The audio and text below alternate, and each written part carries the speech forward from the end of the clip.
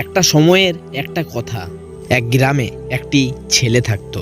সেই ছেলেটি পড়াশুনোর দিকে খুব ভালো ছিল, কিন্তু তার পড়াশুনো হতো না, কারণ সেই ছেলেটি নিজের ঘর সংসারটাকেও চালাতে হতো।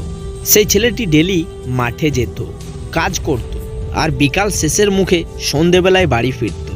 আর সেই সন্ধেবেলায় হালকা একটু আধটু পড়াশুনো করত।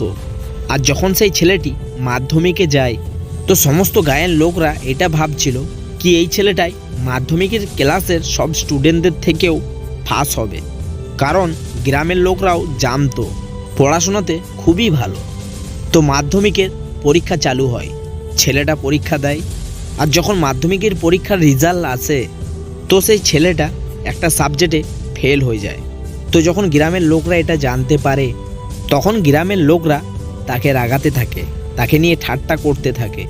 সে যখনই নিজের ঘর থেকে মাঠে যেত, তো সেই রাস্তাতে তাকে যত লোক দেখতে পেত, তো সবাই তাকে দেখে হাসতে লাগে, ঠাট্টা করে, মজা করে।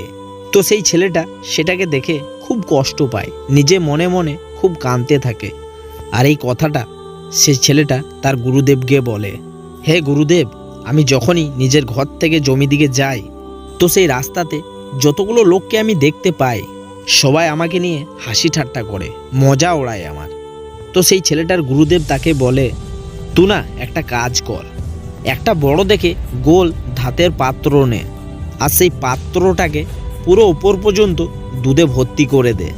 আর যখন তুই সেই রাস্তার দিকে পার হবি, তো তখন সেই পাত্র থেকে এক ফুটাও দুধ যাতে মাটিতে না পড়ে।